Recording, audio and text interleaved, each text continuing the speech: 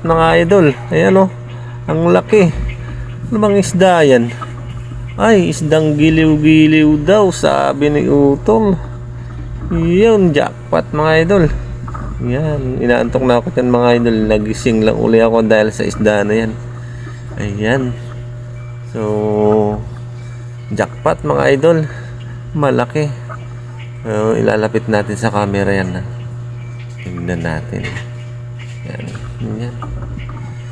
Jackpot mga idol. Jackpot. Kwarta na yan mga idol.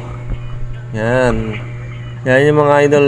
Sa susunod i-tutorial natin yung ginamit namin na pamain dyan. So, yan, lalagay na natin sa styro. Siyempre, hindi ko muna itutuloy yan. Ipapakita ko muna sa inyo ng malapitan. Ayan o.